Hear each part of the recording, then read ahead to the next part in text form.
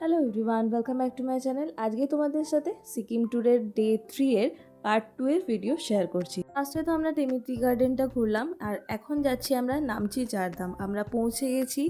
আর নামচি চারধামে যারা গেছো তারা তো জানো যে ভেতরে কত সুন্দর সুন্দর মন্দির আছে। একই জায়গার মধ্যে কিন্তু 4 ধাম আছে। তো এখানে আমরা টিকিট কেটে নিয়েছি, আর পার হেড টিকিট প্রাইস পড়েছিল 50 রুপিস করে। এখানে একটা জিনিস আছে, যেখানে প্রচুর সিঁড়ি ভেঙে ভেঙে কিন্তু প্রত্যেকটা মন্দিরে তোমাদেরকে যেতে হবে। আমি অনলাইনে চেক করেছিলাম, তো বলেছিল যে হুইল চেয়ারের ব্যবস্থা আছে, বাট ভেতরে গিয়ে সেরকম দেখতে পাইনি।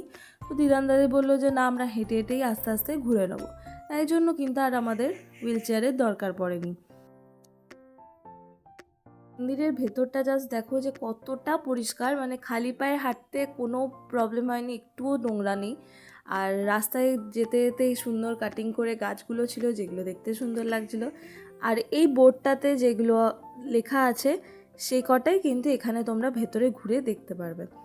আমরা ওখানে পৌঁছেছিলাম ওই 12টা নাগাদ, বাট গিয়ে দেখি যে 12টা থেকে কিন্তু ঠাকুরকে ভোগ নিবেদন করা হয়েছিল, তাই জন্য মন্দিরের দরজা বন্ধ ছিল। 12:30টার সময় আবার ওপেন হবে। তাই জন্য আমরা কিন্তু যেহেতু পুজো দিয়েছি, তাই আমরা ওয়েট করছিলাম যখন মন্দিরের গেটটা ওপেন হবে। তো এখানে ভালো করে মন্দিরে তো পুজো দিয়েই দিয়েছি, আর দূর থেকে 108 ফুটের শিব মন্দিরটা দেখতেও কিন্তু খুব ভালো লাগছিল, তেমনি কাছ থেকেও কিন্তু দেখতে খুব সুন্দর লাগছিল। তো এখানে মন্দিরে পুজো দিয়ে তারপর 4টে ধাম যেগুলো আছে সেগুলো ঘুরে ঘুরে দেখছিলাম। ওমকারেশ্বর, রামেশ্বরম, দ্বারকা, এগুলো কিন্তু আমরা ঘুরে ঘুরে প্রত্যেকটা মন্দির দেখলাম। আর প্রত্যেকটা মন্দিরই কিন্তু খুব সুন্দর। তো তোমরা কারা কারা অলরেডি 4 ধাম ঘুরে এসো সেটা কিন্তু আমাকে অবশ্যই কমেন্টে জানিও। আর যারা যাওনি, যারা সিকিমে যাওয়ার প্ল্যান করছো, তারা কিন্তু 4 ধাম ঘুরে দেখতে পারো, তোমাদেরও খুব ভালো লাগবে। আর এই মন্দিরটা হচ্ছে একটা সাই টেম্পল। এখানে পুজো হচ্ছিল, তো আমরা যখন গেছিলাম প্রত্যেকটা মন্দিরেই কিন্তু ভেতরে পুজো হচ্ছিল, আর অনেকে পুজো দিচ্ছে। আমাদের কিন্তু বেশ ভালো লেগেছে, আর এটা ঘুরে দেখতে প্রায় আমাদের ওই 2 ঘন্টা মতো তো লেগেই ছিল, কারণ কি এত সিঁড়ি ভাঙতে হচ্ছিল। দিদান দাদাইদের একটু টাইম লাগছিলো, তাই ধীরে সুস্থে কিন্তু আমরা ঘুরেছি টাইম নিয়ে। আর লাস্টে বেরোনোর আগে কিন্তু আমি আর মা ওখানে কয়েকটা ভিডিও করলাম, ভালো ভালো সবাই মিলে ফটো তুললাম।